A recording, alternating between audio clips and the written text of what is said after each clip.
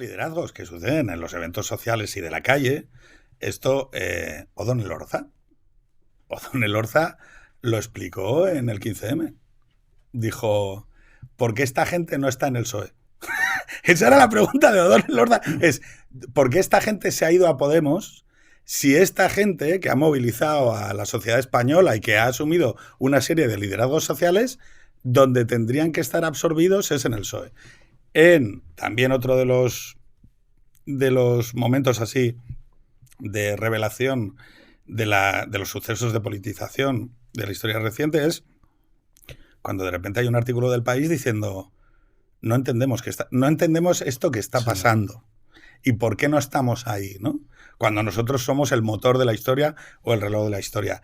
Yo creo que si hablamos de la historia, en la historia española, pensar que todos los movimientos sociales de protesta han sido ejercidos por partidos políticos es mucho pensar, ¿no? No, yo te diría que es verdad que ha habido movimientos relativamente espontáneos que los partidos han tratado de capitalizar, pero en líneas generales, si pensamos en la historia de nuestros motines, levantamientos, insurrecciones, presiones al poder público, oficiosas, siempre hay un partido detrás, ¿eh? ¿Sí? Siempre un partido que lo paga, lo prepara. Es que para que salga bien no puede ser tampoco completamente espontáneo. Desde el famoso motín de Aranjuez, sí, de Fernando VII, Godoy y estas cosas, siempre hay un poquito de preparación en esas cosas. Por eso digo que en fin, que... El de Esquilache, ¿no? También decían que los amigos de Fernando... Justo. Sí.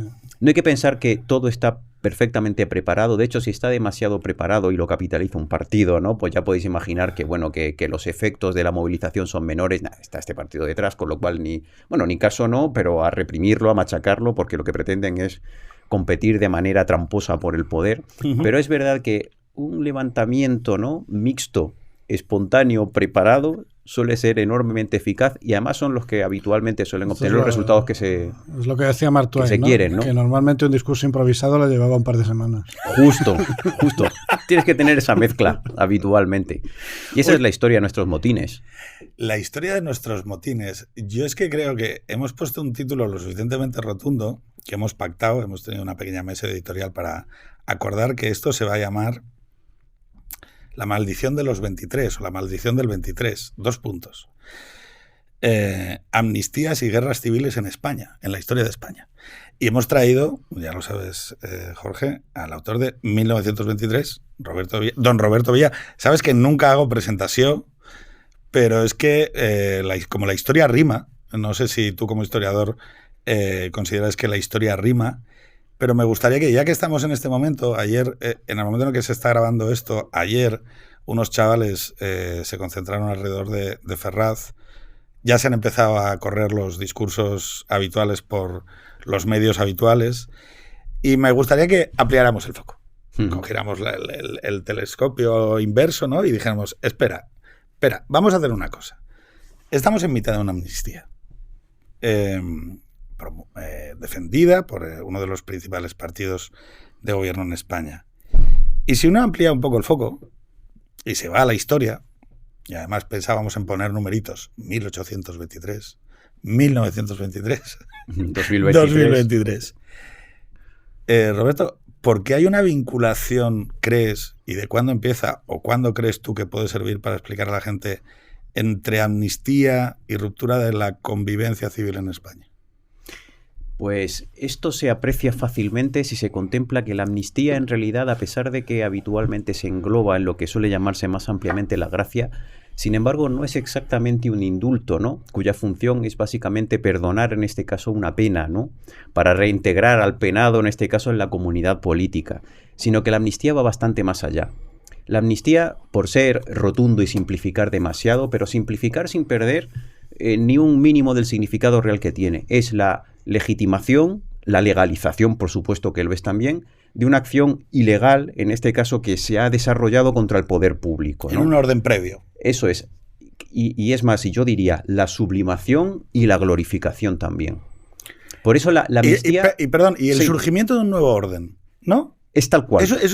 Va siempre ligado efectivamente a ese tipo de cuestiones. Por eso además habitualmente las amnistías surgen o son causa o son efecto, son las dos cosas de una ruptura previa ya no de la legalidad solamente, para que veas esto ya más grave, de la propia comunidad política. Del suelo moral. Sí. De la comunidad política, de la nación, de esta... Bueno, pero es que la nación es... Perdón, sí, yo voy a hablar como moralista. No, es verdad. En la conversación me arrego. Tú hablas desde la academia, Jorge desde donde quiera hablar, porque para eso es intelectual, escritor. Yo voy a hablar desde la perspectiva del moralista. Sí. Y es la ruptura del suelo de convivencia o del suelo moral, que es, oye, espera, ese nuevo orden se traza en torno a un orden diferente. Y por eso, normalmente, hay que votarlo. O sea, no sé si me explico. Hay un proceso para hacer eso sin conflicto. Hay un proceso desde 2018 que algunos hemos documentado y por escrito, oralmente, por guiñol, de todas las maneras posibles. Y al final es una lógica muy, muy sencilla y muy perversa, que es en el momento en el que los que dieron el golpe en el 17 tienen razón, los que estábamos enfrente no tenemos razón. Está clarísimo. Llarena, la columna de Bustos. Luego en algún punto, pues los proscritos seremos nosotros. No, es que el problema es este. La columna de Jorge Bustos, perdón por... Dice, oye, a los humillados. Es que aquí hay una peña que el Estado está diciendo que nos equivocamos, que cuando tú y yo nos fuimos a Barcelona... Nos equivocamos. Que la gente que perdió horas de trabajo o de su familia para traducir artículos, para moverlos fuera, lo que no estaban haciendo otros, pues esa gente perdió el tiempo. Y no solo perdió el tiempo, sino que hizo algo erróneo y nocivo para la convivencia. Y algo más grave, y que explica también por qué después de la amnistía no llega nunca la pacificación, sino todo lo contrario. Y es que el poder público, que en este caso sofocó la revuelta, prevaricó. Es decir, no solamente hizo mal, sino que en este caso no... reprimió, ¿no?, un movimiento que era legítimo. Con lo cual, el fundamento moral, que es verdad que eso es cierto, ¿no? El fundamento moral, el fundamento legal, incluso los objetivos del poder público a la hora, en este caso, ¿no?, de sofocar la revuelta, todo eso se quiebra. Por eso habitualmente la amnistía siempre es el prólogo, ¿no?, de una ruptura mayor. Es verdad que hay muchos tipos de amnistía en este caso. En la historia de España, y además esto es constante. Bueno, a bote pronto es muy fácil en este caso concluir, ¿no? Si uno ve también las historias de las amnistías, ¿no?, en nuestra historia contemporánea en este caso, que los periodos donde ha habido habitualmente más estabilidad han coincidido con periodos en el que la amnistía no se ha utilizado nunca jamás. Y en el momento en que se ha abierto esa compuerta, junto con ella han venido todas las crisis y quiebras, en este caso de los regímenes constitucionales. Es decir, a bote pronto, nuestra democracia ha durado tantísimo tiempo en este caso porque no ha habido jamás una medida extraordinaria, ¿no?, de esa naturaleza, ni tampoco nos la hemos realmente planteado, ¿no? Vale, pero por hacer de abogado del diablo, porque sé que vas a llegar ahí, pero por hacer de abogado del diablo, antes de que en la audiencia alguien diga, pero es que la del 77, la amnistía del 77 inaugura un periodo de estabilidad. Eso alude fíjate, a la única situación en la que en principio podías plantearte de forma racional una amnistía, y aún así sigue siendo peligrosa, por lo que explicaré, ¿eh? Es decir, es una medida tan extraordinaria, es decir, que va mucho más... Sabes que la amnistía, en tanto que legaliza comportamientos ilegales, suspende el imperio de la ley, que en teoría es un principio imprescriptible, ¿no?, en un Estado de Derecho. Es decir, lo suspende. Con lo cual, es una medida que se puede decir que es supraconstitucional. Es decir, es la quiebra del orden legal previo, es una medida suspendiéndolo. Casi smithtiana, ¿no? Totalmente. En el sentido de la soberanía más pura. Ley de indemnidad, se puede decir, para legalizar ilegalidades que previamente, ¿no?, el poder público, una serie de movimientos han hecho, con lo cual es algo que está por encima del Estado de Derecho y que incluso cuando se aplica virtuosamente tiene consecuencias no previstas que son negativas. ¿Cuándo se puede decir que una amnistía te puedes plantear aplicarla, ¿no?, que es necesaria? En contextos donde ha habido previamente una guerra civil y en la que es absolutamente, en este caso, imposible deslindar las responsabilidades, ¿no?, de los dos bandos.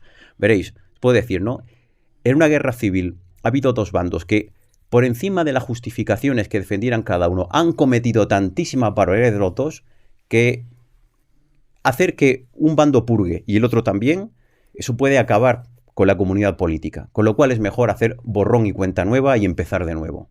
Tenemos tal lista de agravios, todos los que nos hemos metido en esta conversación violenta, que vamos a perdonarnos, y esto es muy importante, mutuamente. Porque aquí vamos a hablar, yo voy a hablar como moralista. Pero no quisiera, pero fíjate, No, que pero esto fuera un perdón, porque no es ni siquiera perdón. Sí, lo Es entiendo, pero... Olvido y borrón y cuenta nueva. Sí, Porque esa es otra historia. Eso es. ¿Quién estaba pidiendo la amnistía en el 77? ¿Quién estaba reclamando la La amnistía? izquierda. Hombre, las izquierdas, mi los padre. nacionalistas. ¿Y con qué fin? Perdón, que a mi padre, que fue condenado por rebelión, por pertenecer al Partido Comunista, y fue detenido en el 59, lo condenaron. Le quitaron, por cierto, su título de oficial de la Legión, porque entre las muchas cosas que era mi padre, había sido caballero legionario y tenía el sable, le quitaron el sable, y lo condenan. Entonces mi padre estaba condenado. Y la amnistía limpia todo lo que sucede con carácter previo a la amnistía. Es decir, y es una manera de entrar en ese... Sí, y aquí es para mí la diferencia. Mi padre siempre habló bien de eso. Habló bien de la transición, habló bien de la amnistía. Digo, hablando desde lo moral, o sea, habló bien de cómo, oye, mis tíos, que eran personas más conservadoras, cómo había producido eso la posibilidad de una nueva conversación civil en España, que era imposible. Es más, mi padre decía, ojo, el Partido Comunista en España, en el 56, ya había pedido la reconciliación. Eso es. La reconciliación en el 56 fue la primera organización política en España en el 56 que pide que los españoles se reconcilien. Los primeros. Vale. Pero sabes que la reconciliación no viene nunca de la mano del perdón, sino del olvido, que son dos cosas radicalmente distintas. El olvido, veréis lo grave de una amnistía, incluso en contextos de guerras civiles donde pueden parecer más necesarias. Significa que al olvidarlo todo, es, digamos, una justicia bastante desigual, en el sentido que pones al mismo nivel a gente que no ha hecho nada con gente que ha hecho verdaderas barbaridades. Y pones al mismo nivel a las víctimas que pueda haber con los victimarios, con independencia del bando a que pertenezca. Pero como digo antes, es en situaciones así tan difícil deslindar responsabilidades que el camino contrario, ¿no?, de que purguen unos las culpas de otros, tiene un coste tan grave, porque son además tantas personas implicadas, que suponen la ruptura completa de la comunidad política. Por eso es curioso, en las historias nuestras de las amnistías hemos tenido un montón de leyes de amnistía nosotros, ¿no? Yo creo que más o menos solamente hay dos que se puede decir que respondan a este perfil, ¿no?, de tratar, en este caso, de resolver un conflicto larvado o incluso explícito de guerra civil. Dos básicas. Ninguna sale bien. Ninguna, veréis. La del 77 más o menos. Ni siquiera sale bien. Ya explico por qué, verás. A pesar de que las dos relativamente virtuosas son las de 1832 y 1976, básicamente. Ahora explico por qué. 1832 es Fernando VII. Todavía Fernando VII, sí, pero coincide, ya sabéis, que se muere un año después, está en la cama enfermo. Realmente quien gobierna es su mujer, su última mujer, que es María Cristina de Borbón. La primera María Cristina, la primera regencia de María Cristina. Que es nuestra primera reina constitucional, además. Ole a las mujeres que se hacen con el gobierno de España. Hay que decirlo, lo rediré el número de veces que sea necesario repetirlo. A España la salva siempre un pelotón de asturianos y una mujer al frente. Entonces, Isabel I, María Cristina, Isabel II, María Cristina la segunda no sé. No, también. Sí. Y sobre todo, y ante todo, doña Leonor, que es la mayor suerte que nos ha venido a ver a la nación. Si una monarquía se mide por su futuro y por sus herederos, porque es así, las monarquías miden su futuro por sus herederos, nos ha venido, yo no creo en Dios, pero nos ha venido Dios a ver con esta moza, esta princesa de Asturias, que además tiene sangre asturiana. Algo habrá hecho bien doña Leticia. Cojones, perdón. Siempre en los periodos de crisis suele surgir a alguien, ¿no? Un líder en este caso, ¿no? Pues que rompe, que está por encima de la media, ¿no? Y que cuando las cosas van bien, la verdad es que este tipo de personas, pues eso, no hacen falta, ¿no? Y por tanto, pues si salen, nadie las descubre, ¿no? Pero es verdad que los periodos de crisis es cuando se descubren las personas que pueden reconducir esto, ¿no? Y 1832, que era una amnistía a los liberales, claro. Recordad que nos pasamos el primer tercio del siglo XIX en un contexto, en este caso, de guerra civil larvada o incluso abierta, porque el trienio es tremendo. Y ha habido un montón de pronunciamientos militares de unos y otros. El fusilamiento de Torrijos en el 31. Tal cual, después de haberse sublevado previamente. El general Riego en el 17. Eso es. Asturiano, por cierto. Si los curas e infachas supieran la paliza que van a llevar, gritarían con todos nosotros. Libertad, libertad. Ah, vale, joder, es que... Claro, claramente. Ah, vale. No, himno de Riego, general de Tineo, Asturias. Por cierto, no sé si visteis ayer, alguien publicó un artículo de la Fundación Gustavo Bueno, decía Riego, masón al servicio de los intereses británicos. Ah, sí, bueno. Bueno, la división tradicional de las derechitas españolas, ¿no? Sí, es bueno, tal cual, católicos pero o liberales. Venga, va. efectivamente. Entonces, en 1832... María Cristina dice, borrón y cuenta nueva. Porque es verdad que, en fin, que también durante el trienio los propios liberales, sobre todo los exaltados, no habían tratado bien, en este caso, a los moderados y luego pues a una parte también de los mal llamados a veces absolutistas, ¿no? Porque muchos son realistas, yo lo llamo así, no, realistas no del realismo político, pero sí de partidarios del poder real, ¿no? Que eran también moderados y que durante además la época mal llamada... Los moderantistas de Jovellanos, ¿no? Justamente, Claro, efectivamente. Es que el moderantismo que son los responsables de la relativa apertura política en los últimos Martínez de años la del reinado Rosa, de Fernando VII. Martínez de la Rosa, Que lo quería mencionar. Argüelles, Granadino, Jovellanos... Bueno, eso es. que, o sea, quiero decir, perdón, Argüelles y Jovellanos son... Asturianos. Martínez de la Rosa, que es nuestro Adolfo Suárez del siglo XIX, porque sí. Sabéis que su gobierno, el que efectivamente... Rosita la pastelera. Eso es, y el que en este caso no nos permite transitar relativamente de manera ordenada del antiguo al nuevo régimen, ¿no? El 34. La Engañando a todos. Eso es. Bueno. Pero por virtud. Por virtud. Por virtud. Engañar a todos por virtud. A mí esas figuras históricas me producen muchísima simpatía. Y siempre cuando enseño, tengo como una charla, ya no sé cómo llamarlo, de 3 horas por el Congreso de los Diputados, sí. Y me detengo mucho en Martínez de la Rosa, porque es que me parece, es la típica figura del tío que sabe que está haciendo lo correcto y que le van a dar, o sea, le van a brear lo que no está.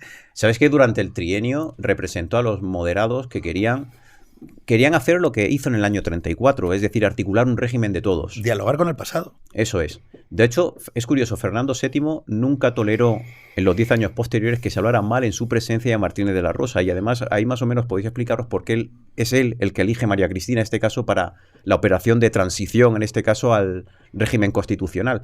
Aunque María Cristina... Que sepa Martínez de la Rosa que cada vez que enseño el Congreso me detengo y le digo... Creo que es uno de los principales responsables de que retorne el sistema de la democracia liberal representativa a España. Y que retorne de manera pacífica. Bueno, pacífica. Y se puede decir pacífica. Que ya definitiva. Cristinos y carlistas. Todo lo que ya sabemos, pero bueno. Pero bueno, definitiva por lo menos. Con continuidad. Con continuidad. Disruptiva, tal, pero con definitiva. Continuidad. Ya no se vuelve al antiguo régimen después del año 34. Ese es el punto de inflexión. Ya no, con lo cual su aportación en esto es básica. Esto viene precedido de la amnistía del 32, que fijaos esto es curioso, se parece mucho a la del 76, en el sentido de que es una amnistía casi total, pero solamente se excluyen a 2 categorías muy concretas de personas. Aquellos diputados que en 1823 habían votado, en este caso, la inhabilitación de Fernando VII, por un lado, y por otro lado, aquellos que habían hecho armas, habían dirigido fuerza armada contra su soberanía.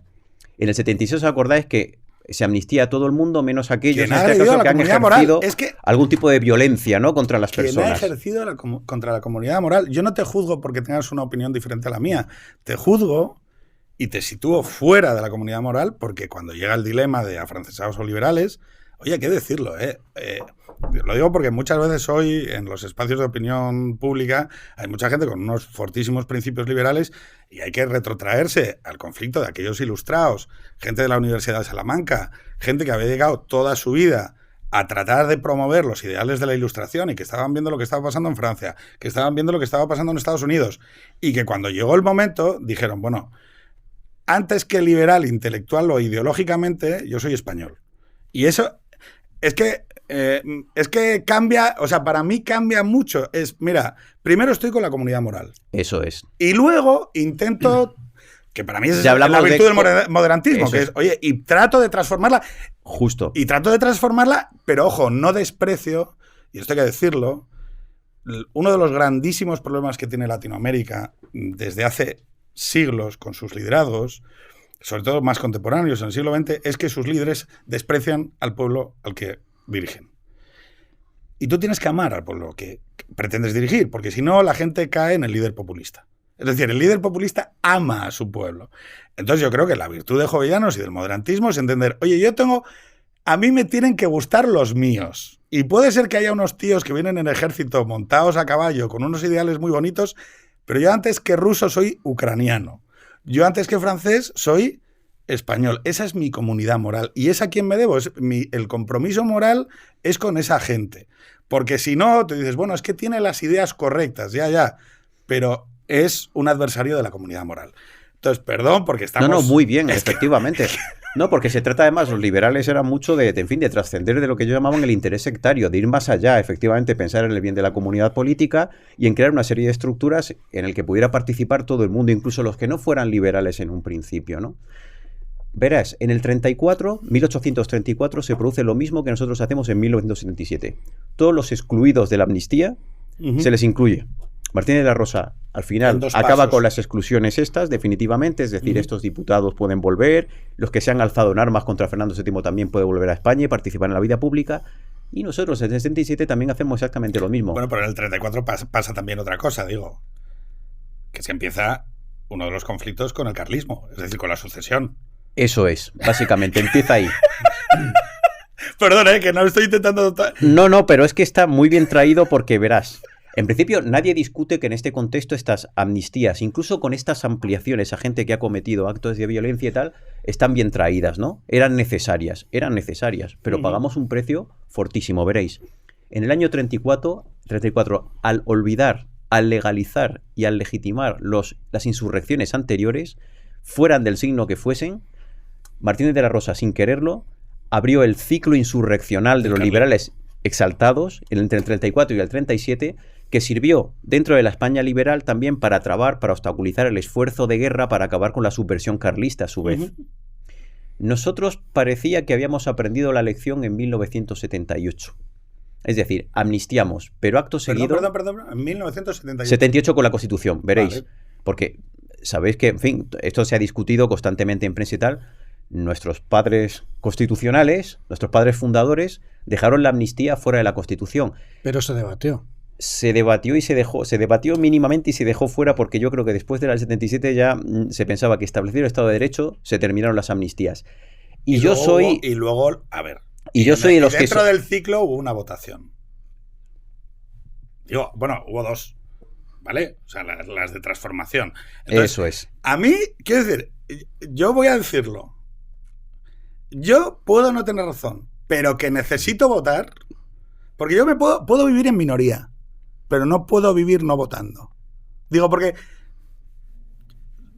es que no sé si me explico, es que en el 78 se votó. Pero el trampantojo es que se ha votado antes.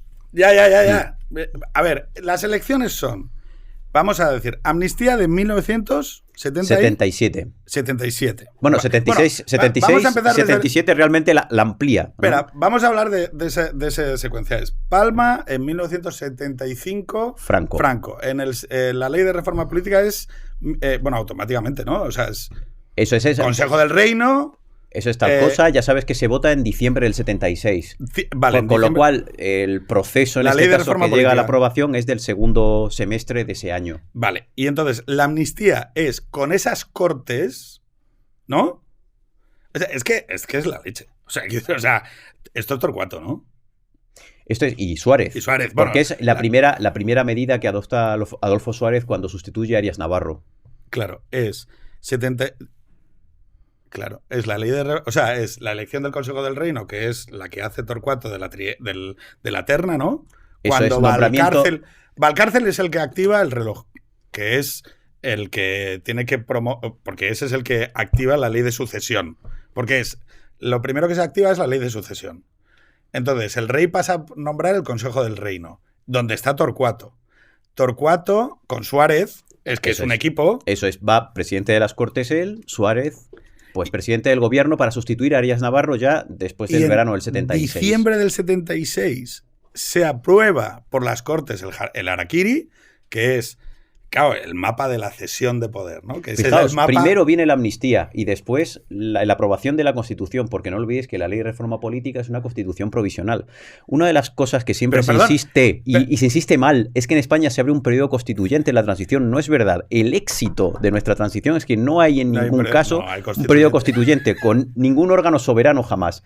Tenemos una constitución provisional que sirve de marco para las Cortes que van a hacer la constitución definitiva, en este caso, pues para limitar su poder. Vale, pero porque entendamos, ley de sucesión, en diciembre del 76 se vota la ley de reforma política que ya está vigente a partir de enero del 77, eso del 77. Con ella se convocan las primeras elecciones democráticas, pluralistas. Las del 77, exactamente, las del 77. Esas Cortes aprueban la Constitución del 78. Y antes, amplían la amnistía. Es Claro. decir, y después viene la Hostia. Constitución, veréis. Primero amnistía, después Constitución. Vale. Nunca al revés. Amnistía. Y entonces, o sea, la amnistía es de 1977. En este caso, del 77. 77. Todavía con las Cortes. No, esto ya, la amnistía del 77 con las primeras Cortes Democráticas. Las Es primeras- una de las primeras decisiones que toman las primeras Cortes Democráticas. Las que se consideran constituyentes porque redactan la Constitución. Pero que no son realmente constituyentes Ya. porque no son soberanas. Que eso yo siempre, vamos, es que machaco mucho porque realmente proceso constituyente como tal, el Constitución del 31. Y por eso Constitución del fracasó. 78 y elecciones de 1979 Eso, es que son ya las primeras elecciones a Cortes ordinarias. y bicamerales, Ujú. donde ya está el Senado. Que es cuando ya. Porque ya en el No, 79. tranquilo. Ya hay Senado en el 77 porque la ley de reforma política establece un parlamento con 2 cámaras. Es decir, la ley de reforma política en este caso La lo que hace es Constitución la firman resucitar nuestras 2 cámaras Fontán. de Fontán la es monarquía el liberal. Fontán es el presidente del Senado. Y entonces en las elecciones del 77 ya hay Congreso y Senado. Eso es. Vale. Y entonces, bueno, y todo esto que hemos hablado de, imaginaros el terremoto, la sociedad, la viveza, ¿no? Para llegar a una amnistía y llegar a ese momento.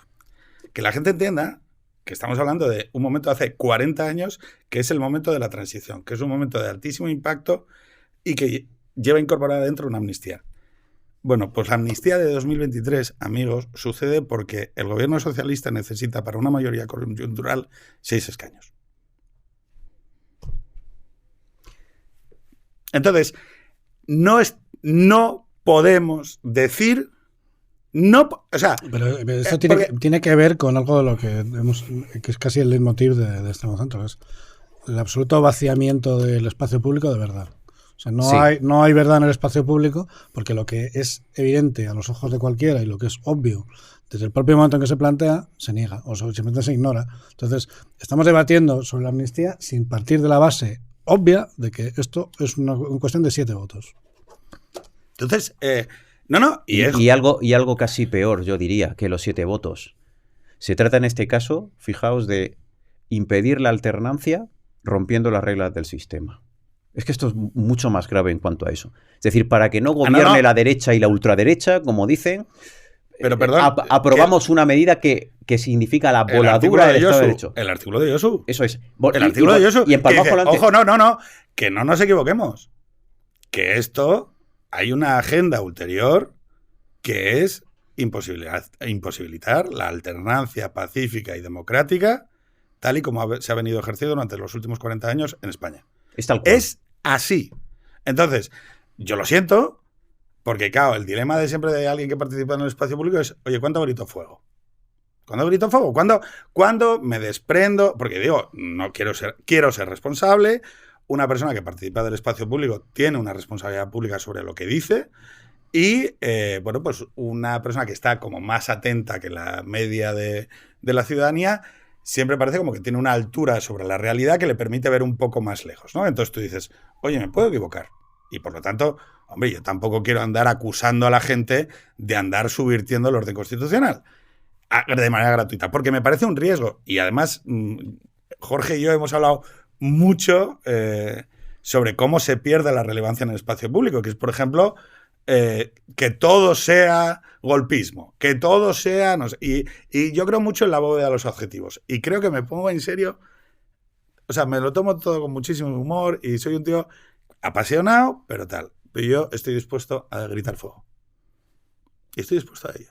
Estoy dispuesto a decir... Pero es que fíjate, el derecho y la experiencia histórica Esto avalan, no avalan es- precisamente eso. ¿Os fijáis, comentándolo de antes, os fijáis que las amnistías siempre han sido las que han, insisto, funcionado, y pongo muchas comillas, porque tuvieron efectos no deseados, ¿no? De legitimar, en este caso, nuevamente insurrecciones, la del 77. Acordaos que tuvo el efecto no deseado de legitimar la lucha armada de ETA. Es que... Es que en el 77 tenemos 11 muertos, y en el 78, 79, 80 y 81 tenemos 100 muertos, al año. 100 muertos al año. 100 al año. Que estuvieron a punto, en este caso, además, de dar al traste con la transición Con a la propia democracia. transición. En el 81. Con un intento serio. Eso es, que está íntimamente vinculado precisamente a la escalada terrorista. Por eso es que esto de las amnistías, para que salgan, insisto, bien del todo nunca salen, ¿no? Pero siempre son actos fundacionales. En el sentido de que, bueno, borrón y cuenta nueva, volvemos otra vez no se trata de actos creadores de la comunidad política, pero aunque no sean creadores, sí para volver otra vez en este caso a cohesionarla, a unirla, ¿no? A acabar con las heridas previamente, tal, y no entrar otra vez en un proceso de... Esa es la tesis fuerte que en la amnistía hoy... Eso, yo insisto, por eso nada de perdón, es olvido. Es decir, es completamente borrón y cuenta nueva. Es eso, ¿no? En la amnistía, en los promotores intelectuales, en los espacios públicos de debate de la amnistía, hay como varios cauces, ¿no? Que van articulándose... Claro, es que es muy gordo, ¿eh? O sea, yo soy muy gordo, pero esto es más gordo que yo. Hay varios cauces, ¿no? Peor sería el bifachito. Y tú dices, bueno, es un argumento elástico, smithiano. Pero déjame. Peor sería el bifachito. Bueno, pues entonces asume que si peor sería el bifachito, es decir, si cualquier mapa de acciones es legítimo en este escenario, porque peor sería el bifachito.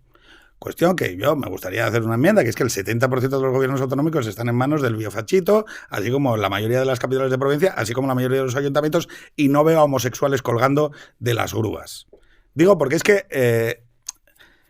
la teatralización del lenguaje en los últimos 5 años, que ya llevamos unos cuantos, peor sería el bifachito, ojo a esa justificación moral de cualquier actuación propia, porque entonces es lo que le pasó a la CEDA. Eso, no te cedo el poder. Eso es. No, es que entonces en las próximas elecciones hay un cambio. Vale, vamos al sistema de mayorías. Vamos al sistema de mayorías. Gano mayoritariamente. Pedro. ¿Y qué pasó con la CEDA? Yo creo que los tres entendemos perfectamente que una persona de izquierdas puede plantearse racionalmente que mejor que gobierne su partido favorito a que gobierne el PP y Vox. Eso se puede plantear. Pero lo que hay que preguntarle en este caso con la amnistía es, ¿de verdad que es mejor en este caso que gobierne como sea la izquierda, aun asumiendo el coste de la ruptura de las reglas del sistema, que nos protegen a todos, también a ti, cuando gobiernen los que no te gustan? Ese precio merece la pena pagarlo con tal de impedir la alternancia con las reglas que tenemos, que a fin de cuentas, precisamente porque nos protegen a todos, pues no hay nadie colgando de las grúas. En este mundo acelerado en el que vivimos, me gustaría que nos detenemos un poco en lo de la CEDA, porque me parece que es un ejemplo perfecto de... Sí. No, es que hay un momento que dice la gente, no, que no te transfiero el poder. Y la Segunda República es un magnífico ejemplo de lo que pasa con las amnistías posconstitucionales. Ahora lo veremos. Pero quiero recordar que antes de ayer, el PSOE decidió meterle un proceso de revisión al recuento electoral. ¿Os acordáis? Digo, sí. Es que como esto parece... Acudiendo al Constitucional como si fuera una instancia de recuento.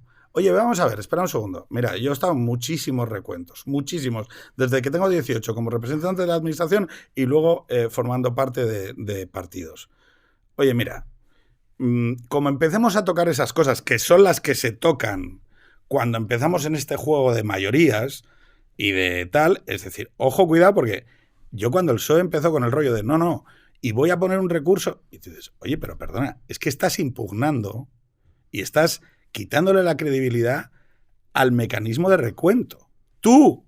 Entonces, esto que los politólogos lo notan y lo perciben en cuanto la cosa sucede en Túnez, o en Hungría, o en Bulgaria, o en Polonia, y saltan todos a decir, ojo, cuidado, resulta que en España tenemos a un actor constitucional diciendo que, bueno, que el recuento se ha hecho mal.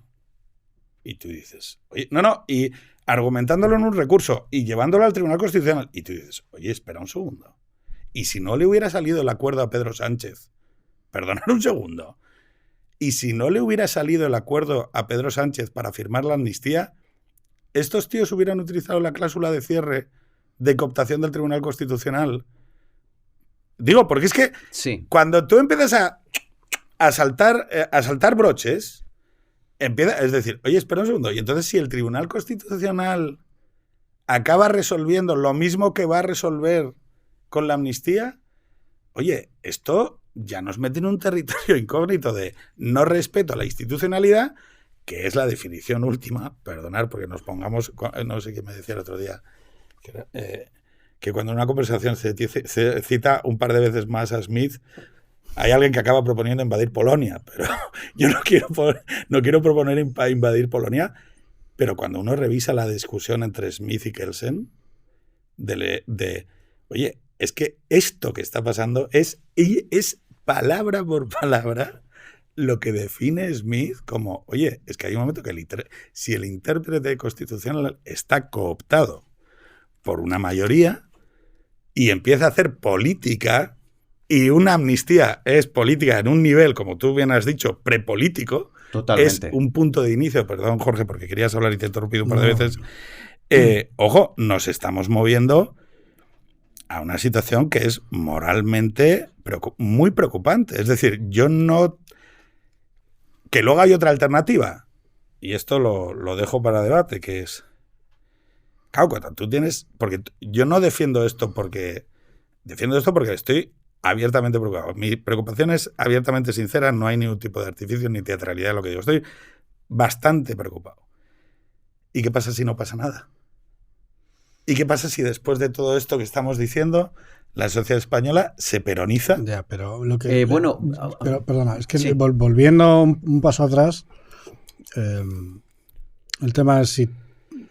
Porque la Compol lo aguanta todo, ¿no? Y todos estos años de teatralización y de dramatización y de cursilería lo aguanta todo. Entonces, es que es intolerable, no puede gobernar el bifachito, no puede gobernar la extrema derecha también. Pero entonces, lo que me estás diciendo es que racionalmente o de manera implícita hay una parte de la sociedad española que cree que se puede gobernar sin la mitad de la sociedad española y que se puede hacer un entramado institucional o bien formal o bien la jugadita de turno para que eso, pegarle una patada al balón y que nunca gobierne esa mitad de la población que a ti te estorba. Y yo digo, mira, no voy a hablar de los precedentes históricos que están ahí. No voy a hablar ni siquiera de principios democráticos que son obvios. ¿En qué momento piensas que eso va a funcionar? ¿Cómo va a funcionar eso? Históricamente la izquierda, esto lo corregirá Roberto, históricamente la izquierda en España cree que va a funcionar. Hay una generación de idiotas. Esta vez sí. Esta vez sí voy a conseguir establecer un régimen de supresión del otro. Esta vez sí, no la hace mitad falta de España. Que te corrija, porque además, fíjate, ellos además siguen basándose en ejemplos históricos. Esto es muy de la cultura política republicana. A veces es verdad que habitualmente siempre se asocia el republicanismo con un cambio de la jefatura del Estado, ¿no? Un señor que se elige en lugar de un señor hereditario. No tiene nada que ver. El republicanismo es una doctrina política, ¿no? Ya hubo regímenes que yo llamo, es un eufemismo que a mí no me gusta, pero bueno, que sirve para describir más o menos lo que vosotros planteáis, ¿no? De democracias exclusivistas, ¿no? En la Tercera República Francesa a partir de 1880 y en la República Portuguesa en 1910, en el que, aunque en teoría hay elecciones, en la práctica no hay alternancia ni puede haberla bajo ningún concepto, porque solamente pueden gobernar, en este caso, el Partido Republicano y sus facciones, nada más. Igual que la monarquía era de los monárquicos, ese es el razonamiento, ahora la república es el gobierno exclusivo nuestro, porque nosotros somos los verdaderamente republicanos. Ni siquiera los sedicentes republicanos pueden ni deben gobernar.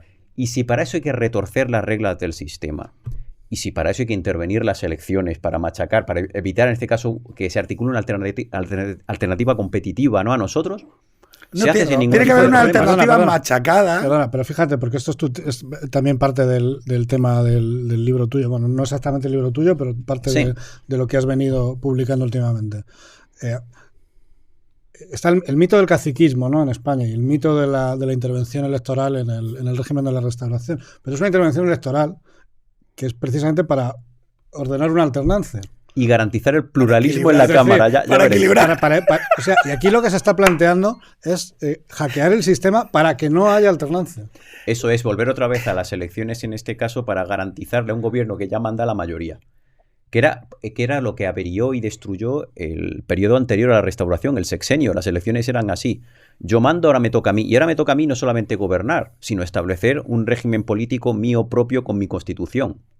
Por eso, además, hubo en 6 años no sé cuántos millones de regímenes. Y cámaras monárquicas de Amadeo, republicanas, etcétera. Es decir, el partido... Esto además siempre termina muy mal. Termina con que la oposición habitualmente se retrae.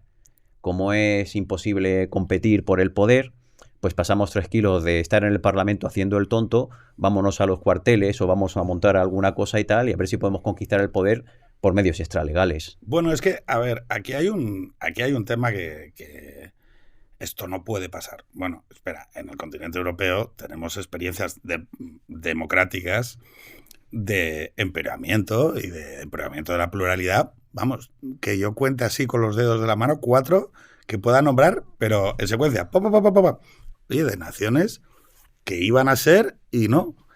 Si nos vamos a Latinoamérica, el ejemplo paradigmático es Argentina, que lo que acaba pivotando es hacia un régimen político mucho más pendenciero, donde la gente que participa del espacio político es mucho más aventurera, donde quien llega a las instituciones, el que lo pilla lleva a él, donde hay mucha más ruptura de la confianza, donde hay mucha más corrupción, donde hay un diálogo civil absolutamente demediado, o ya sistemas que directamente caen en una especie de autoritarismo expreso como el venezolano, ¿no?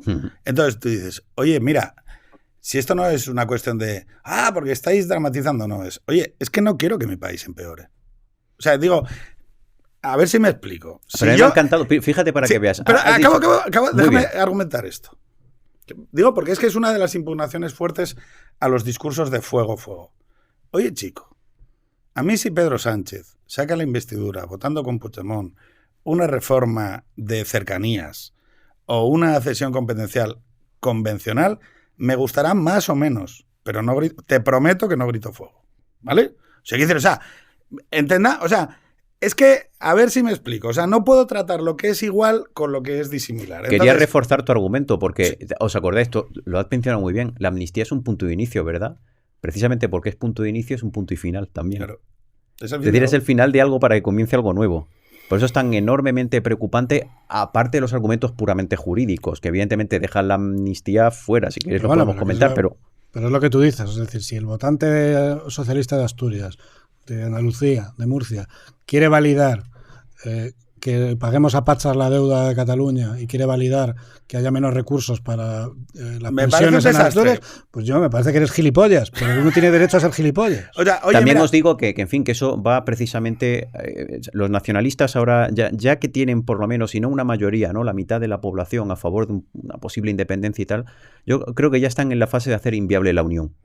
Es decir, de convencernos a los demás de que mantenerlos dentro no merece la pena. Conmigo lo están logrando. Iros, pues hay que ser consciente de que eso es lo que buscan y precisamente por eso lo que hay que hacer es, en lugar de plantearnos un imposible, es decir, por ahí no camino posible. Es decir, no, ya sabéis que, en fin, que sabéis que Cataluña y el País Vasco, tal y como lo define un nacionalista, no es exactamente lo que nosotros tenemos en la cabeza, ¿verdad? Es decir, las regiones geográficas e históricas, ¿no? Con su territorio y tal. Es decir, si tuviéramos que dar satisfacción a todos los movimientos nacionalistas que hay en España, no tendríamos territorio suficiente, ¿no? En este caso, para que se pudieran crear las nuevas naciones. Con lo cual, los vascos, Cantabria. La independencia tal no cierra esto, lo agrava más todavía. Mira, es que yo como conservador en la sala diré que yo no tengo ningún interés en arreglar las cosas. O sea, yo a mí la solución... O sea, deja las cosas tranqui, suelta, coño. O sea, no toques, cojones. O sea, no sé si me explico. O sea, deja que la vida de la gente sea más o menos fértil y pacífica, tomando como criterio principal la paz, la convivencia, y luego ya que la peña se arregle. No, voy a arreglar Cataluña. Famous last words. O sea, bueno, voy a arreglar Cataluña. ¿Os acordáis quién iba a arreglar Cataluña? ¿No? Bueno, Azaña, hace 15 Zapatero. O sea, vamos a arreglar la cuestión catalana. Famous last words. O sea, tío, mira, spoiler. Además, y esto voy a decirlo, yo no creo en ningún espíritu hegeliano de las naciones, pero sí creo, como diría aquel, algo hay. Algo hay.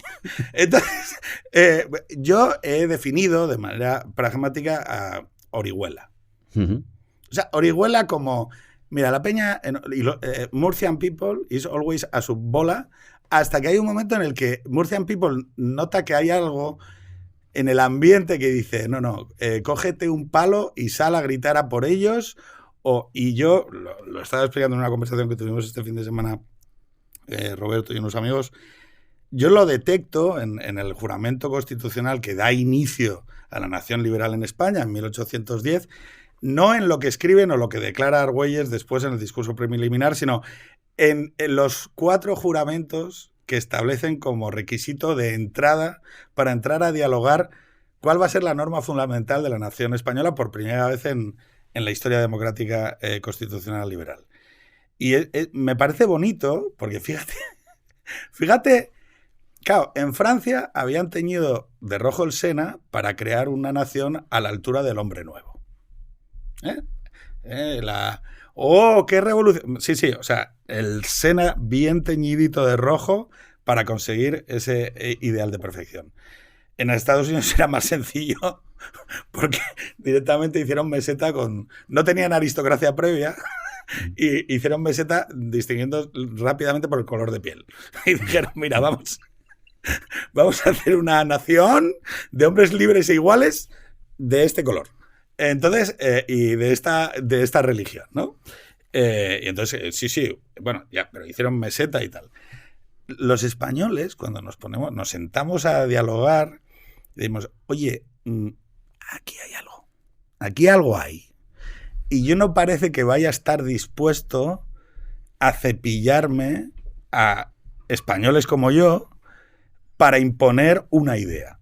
Y eso que para mí es la gran virtud española, es decir, es lo que siempre me ha gustado el Pacto Constitucional español y de su configuración en Cádiz, que es que ya lo sé, que todo siempre es accidental y tal, pero si yo tengo que recoger una virtud de esa idea de aquí algo hay y tengo que dialogar con ello porque no lo voy a poder sacar por la ventana, es que en el juramento, en los 4 juramentos que se hacen, y lo explico también en la visita esta al Congreso de los Diputados, sí. Los diputados juran por pares ante el altar que se van acercando. En 1810 vienen de las Españas, viene tal. O sea, tú fíjate, viene un tío con un barco, lo metes en una iglesia y le dices, no, oye, espera, antes de entrar tienes que juramentar por 4 elementos.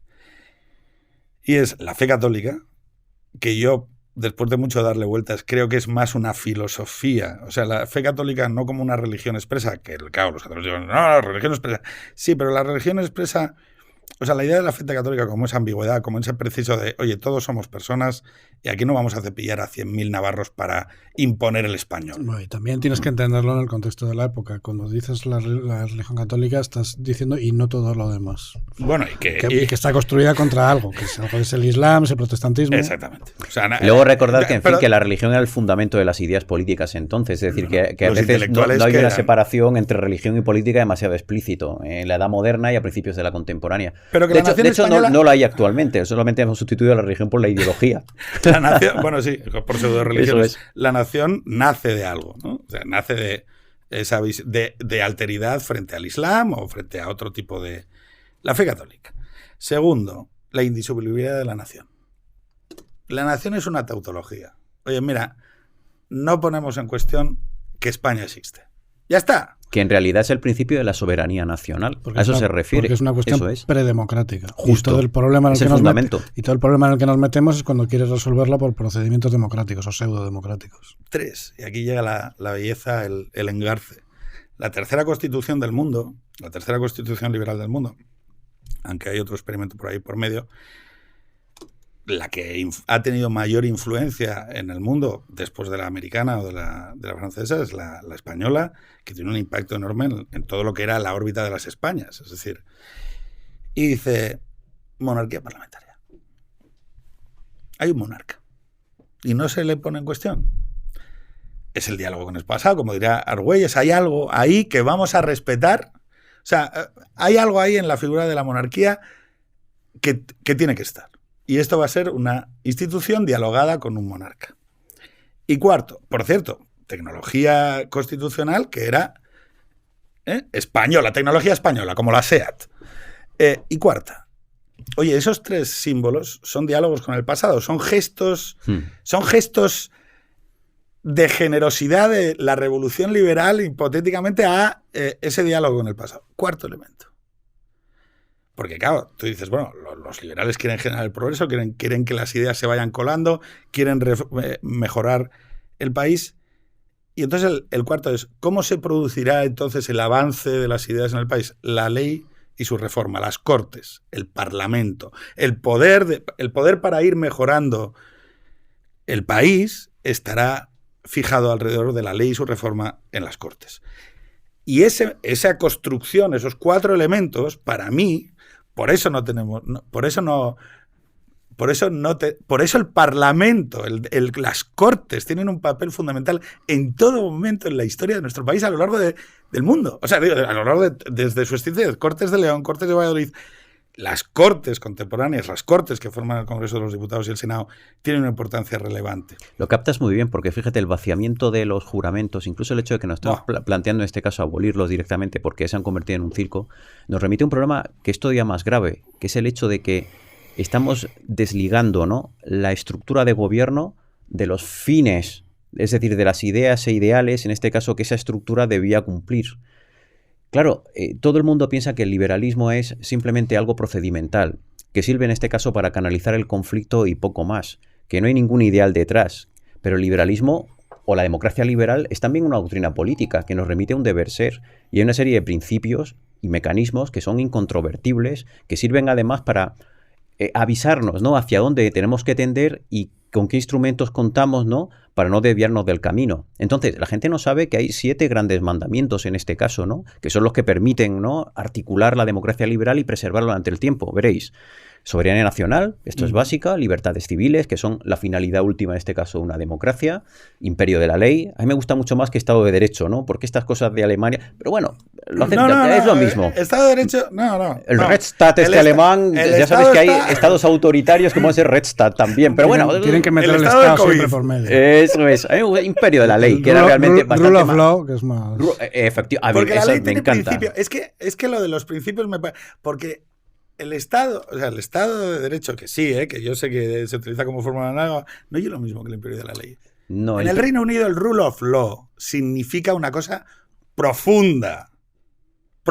No hay nadie por encima de la ley, nunca en ningún caso y en ningún momento. Eso es lo que significa realmente. Da igual, sigue, perdona que te he interrumpido. Ni la corona, fíjate, porque cambia hasta el papel del rey en este caso. Gobierno representativo, división del poder, pluralismo como creencia de valor y competencia y potencial de alternancia. Ya sabéis que la dimensión competitiva de las democracias es lo que realmente a nosotros nos da el poder, ¿no? En este caso de decidir quién nos gobierna. Si no hay competición, si no hay elecciones, si no hay poliarquía, ¿no?, que compitan entre sí y tal, nosotros no tenemos nada que decir con respecto a quién nos gobierna. Claro, esos son principios, mecanismos que en la democracia liberal son incontrovertibles. Es decir, que no basta simplemente con acatarlos o aceptarlos. Es que es delito atentar contra alguno de ellos. Bueno, y que cuando tú hablas del procedimiento, ¿no?, que yo creo que es el dilema que tenemos hoy, ¿no? A mí me genera un dilema muy fuerte. Es qué quedará de las instituciones liberales, de la creencia, porque tenemos amigos muy liberales con los que discutimos por grupos de WhatsApp, que confían en la tecnología del derecho como una especie de credo y que lo celebro, porque es que me parece real. Lo que pasa es que ese credo necesita un suelo moral, unos principios. El ius.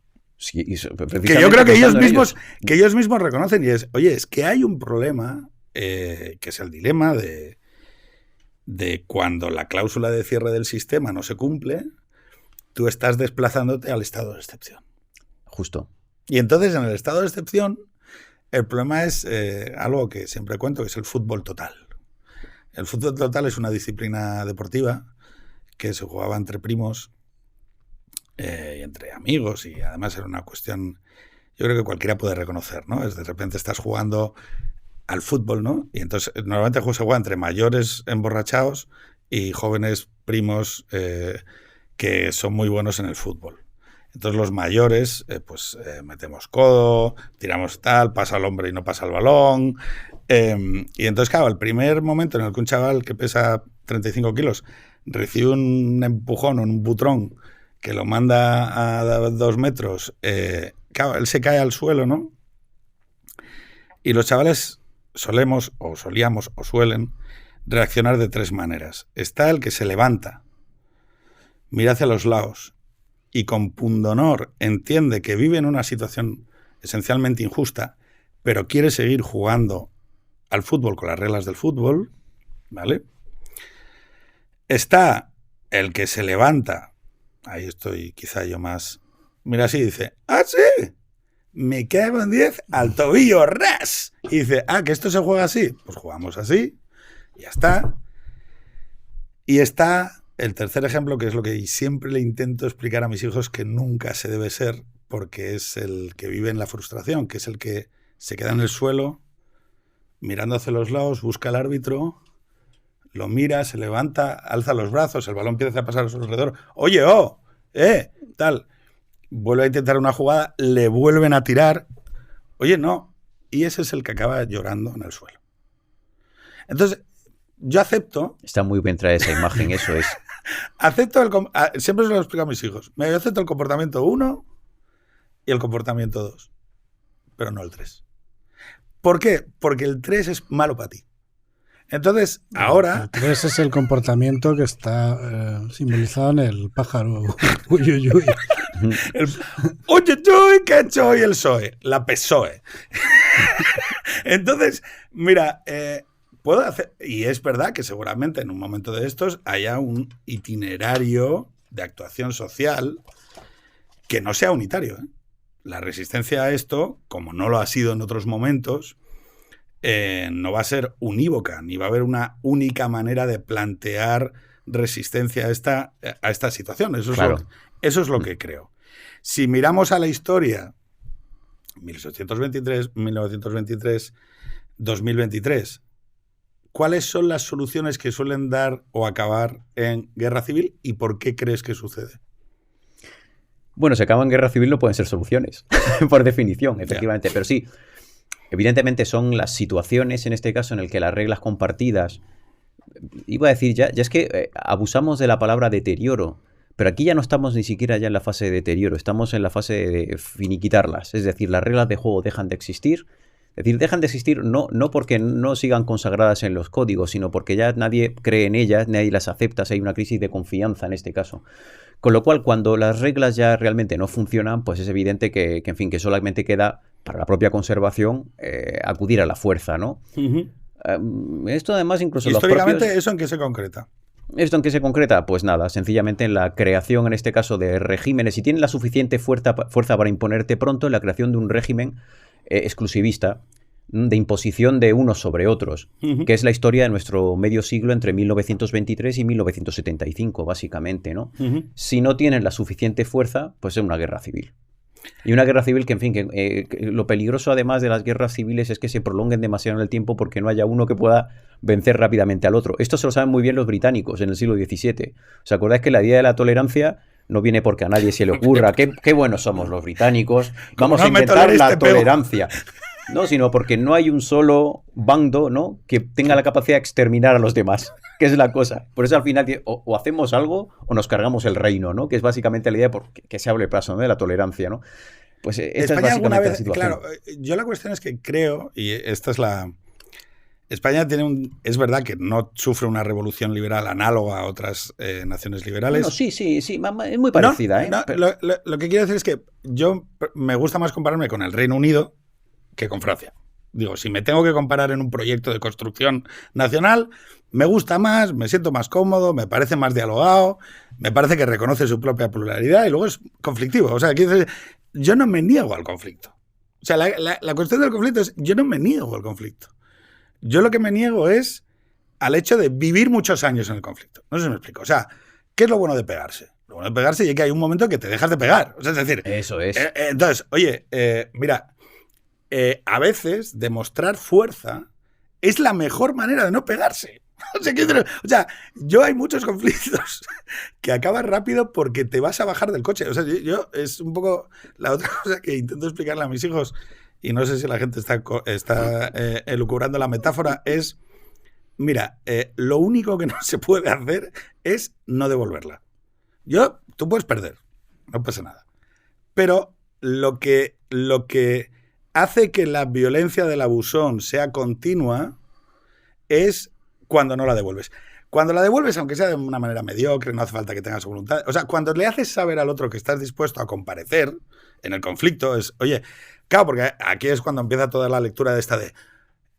Que es una lectura, y yo, perdón un segundo, yo no creo que yo no creo que entre adultos podamos hablar diciendo cosas que se le dicen a los niños con 7 años. La violencia nunca es el camino. No, perdón, a ver, mira, no. O sea, Bueno, además, toda la pedagogía que se ha hecho en España durante los últimos 10 años, no me jodas. los últimos 30. Es que la violencia sirve para muchas cosas. Oye, perdona, ¿Bildu va a gobernar en País Vasco? ¿Ha desalojado al constitucionalismo a tiros? Entonces la violencia a Bildu sí que le ha servido, ¿no? Digo, oye, perdona, a Puigdemont le acaban de perdonar 15.000 millones de euros. Siempre prefiero cosas de los académicos con sus eufemismos y sus cosas y tal. Pero cuando el ejercicio, en este caso, ¿no? de la violencia es legítimo, siempre se llama fuerza, porque violencia implica violar algo, ¿no? En este caso. Pues es verdad compro. Pero ¿quién decide si ha sido violencia o fuerza? Cuando las reglas la no se... PSOE. 22 sentencias del Tribunal Constitucional lo que está claro PSOE debe gobernar. es que cuando las reglas no se fuerzan, el conflicto se convierte en disenso. Sí. Y por tanto no hace falta el ejercicio de la fuerza. Pero cuando alguien fuerza las reglas del sistema, pues ahí tienes un problema muy gordo, porque no comparecer significa, en este caso, facilitar que el que realiza ese tipo de prácticas, ¿no?, acaba apropiándose del sistema en tu perjuicio. Este es el gran problema. También hay que insistir que esta situación, incluso concreta, hemos llegado no solamente por el activismo cuasi leninista de unos, sino también probablemente por la omisión de los demás, ¿no? Bueno, es decir, el desalojo... O sea, hay que decirlo, los últimos 3 décadas son una ideación de un trauma por parte del espacio de no izquierda de que hay cosas que, niño, eso no se hace. Y yo, vamos a ver, o sea, 2 minutos. Mira, yo soy asturiano. Entonces, yo toda mi vida, el naval, los ganaderos, los agricultores, los mineros, no sé, tío, o sea, yo llevo viendo protestar en el espacio público y disputar al Estado el monopolio de la violencia y, oye, escucha, no se vive mal en Pola de Lena, ¿eh? O sea, escucha, que no es verdad, que se consiguen cosas. Escucha, que los chalecos amarillos han echado varias reformas de Macron para atrás. Pero es que incluso además, fíjate, aunque no las reglas de juego en este caso, ¿no?, funcionen y nadie las toque ni las cuestione, la democracia, no hay que olvidarlo nunca, ¿no?, es un régimen competitivo. Es un régimen que va de comparecer en el debate público, de discutir y de ocupar espacios, va de eso. De hecho, solamente hay compromiso cuando hay 2 que previamente compiten.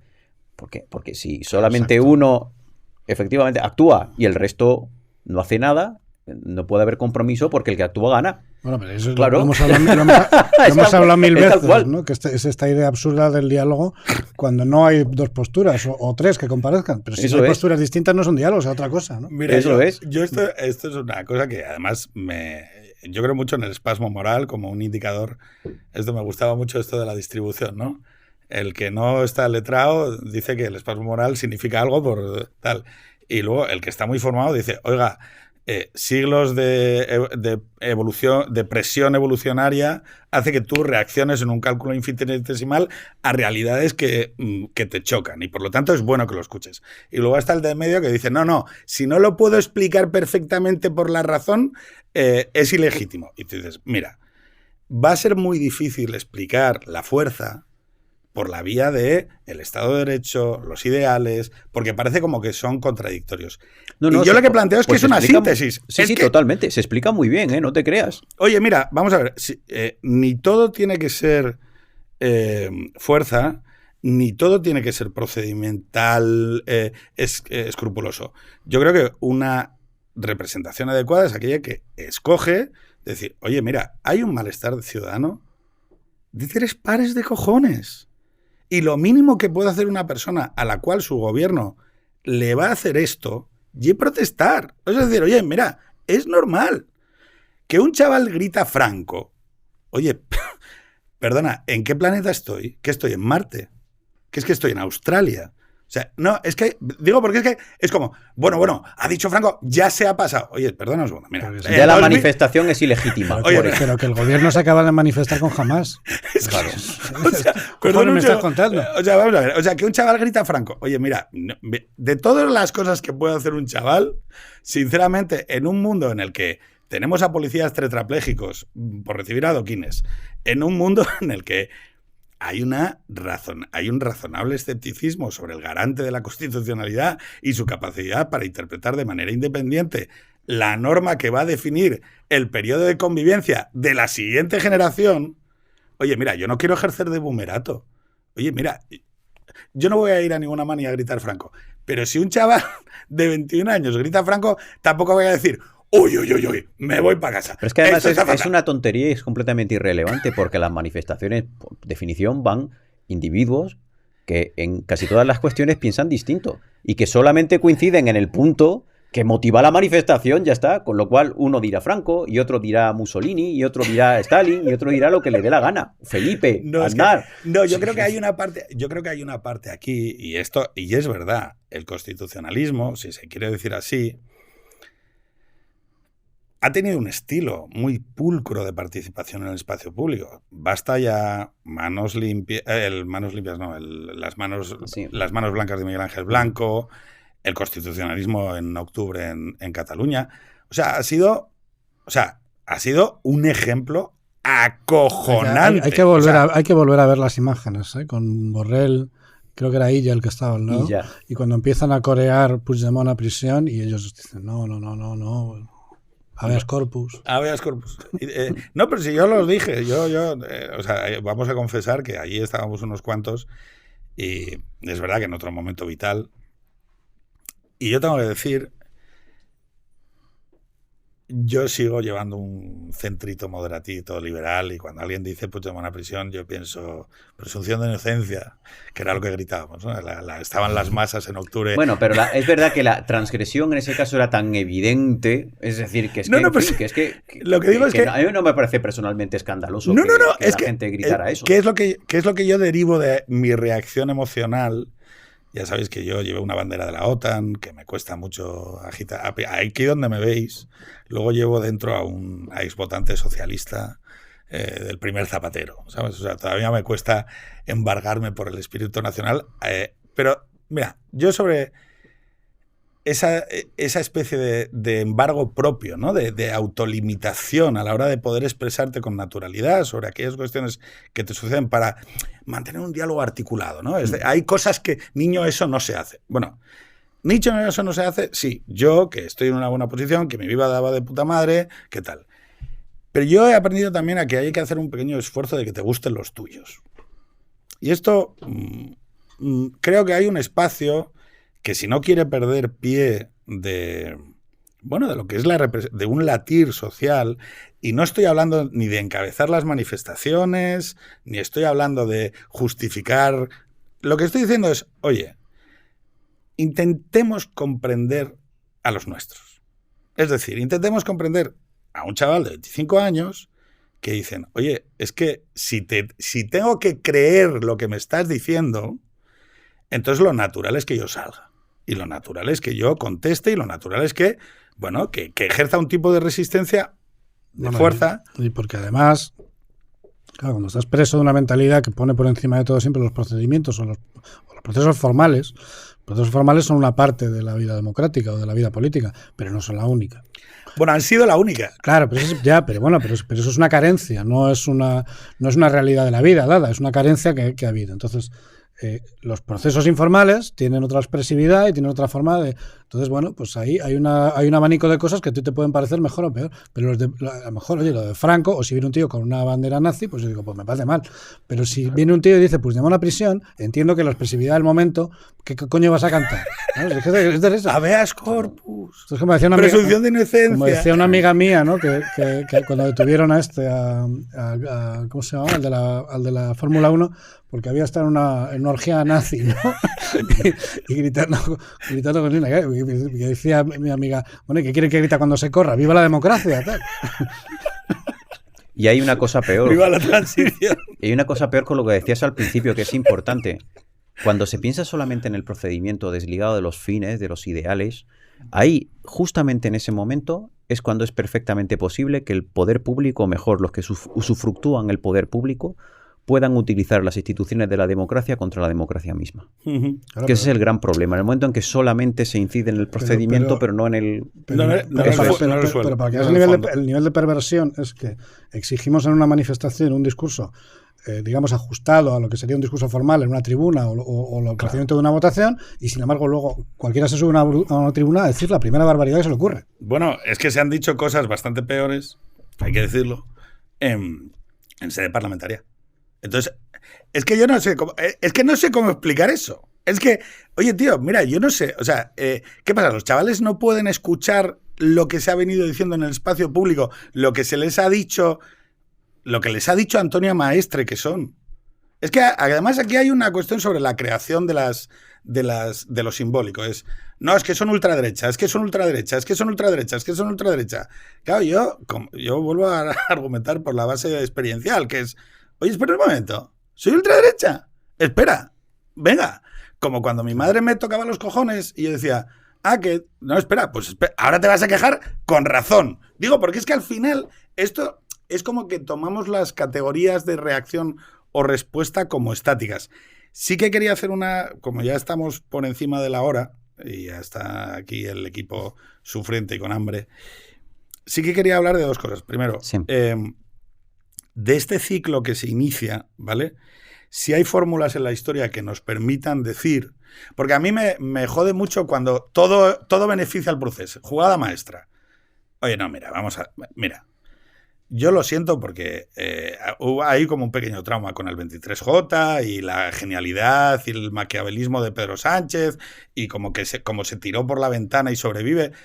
Si yo este tema de los líderes políticos que siempre aciertan, como he vivido en un par de proyectos políticos, ya me conozco la peli, ¿vale? Entonces, aquí todo el mundo acierta. Esto es como el que se tira de un séptimo, ¿no?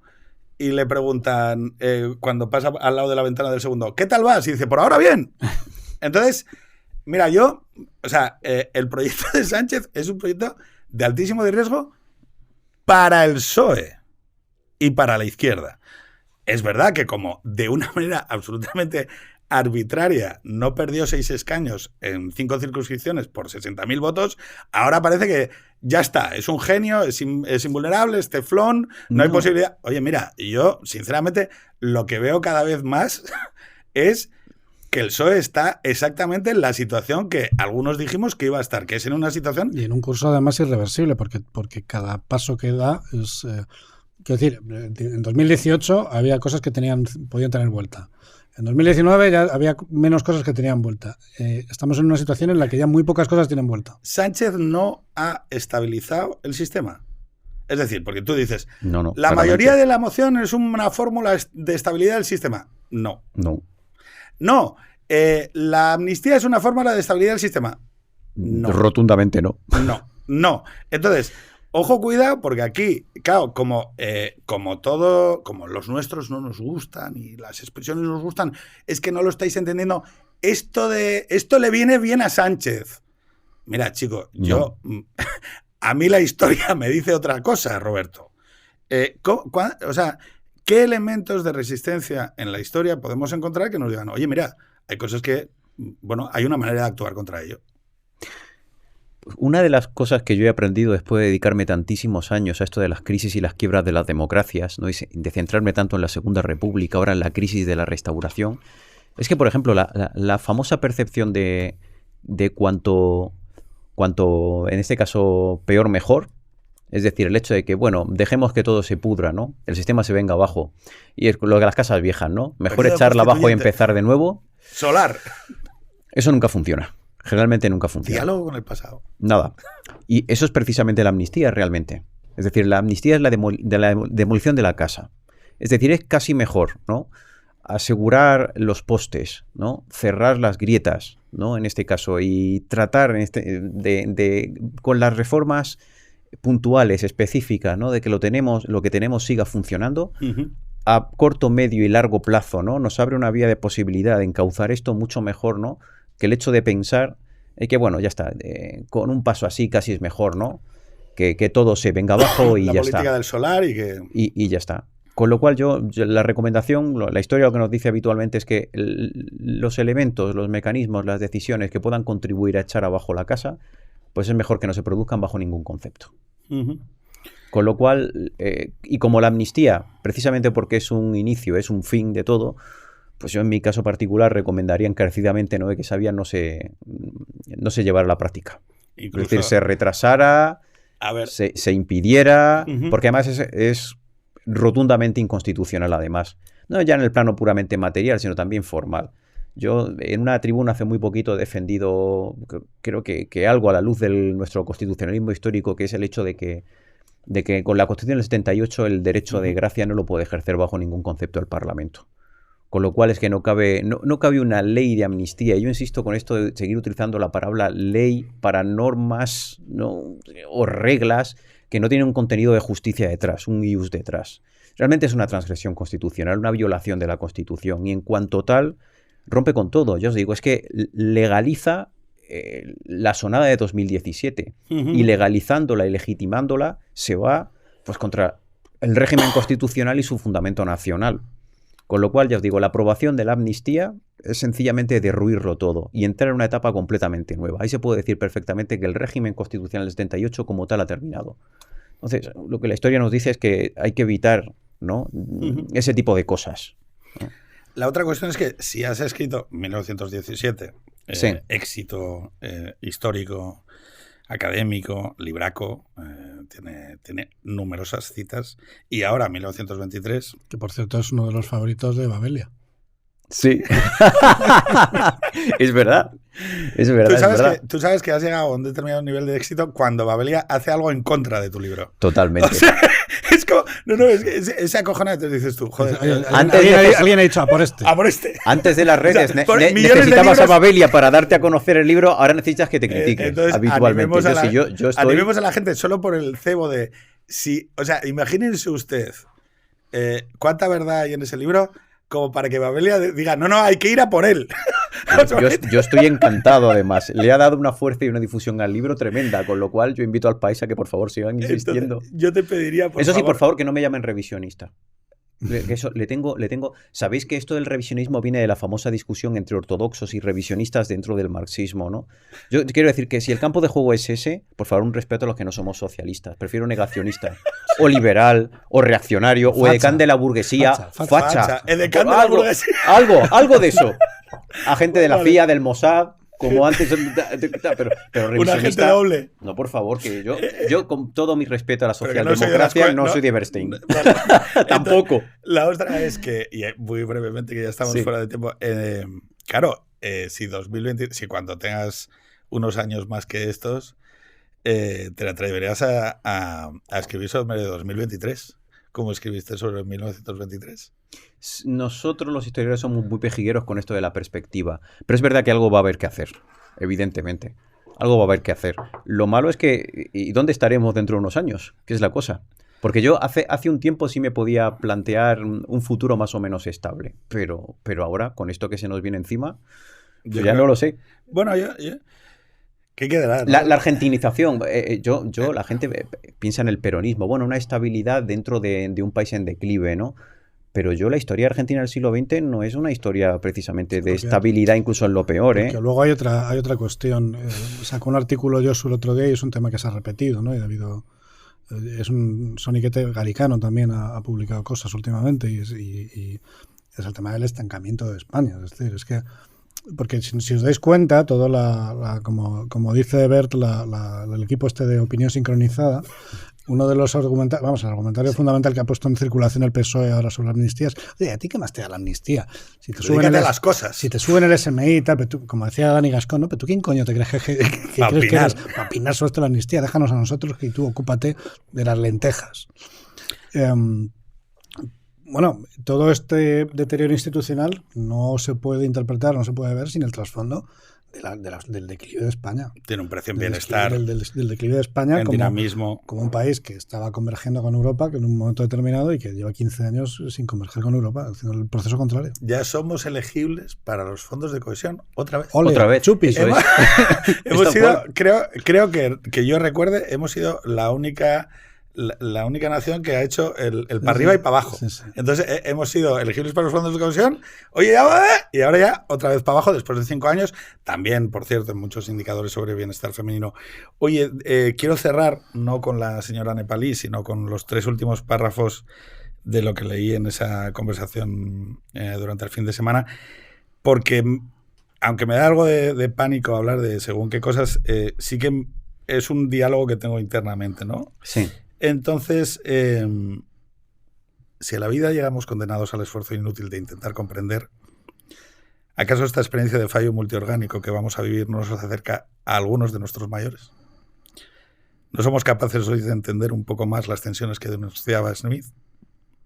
¿No vemos con algo más de comprensión al Lerroux del Partido Radical, a nuestros antepasados de la CEDA, a los jóvenes poetas y abogados de provincia escandalizados por el fracaso de la democracia liberal que militaron en Falange?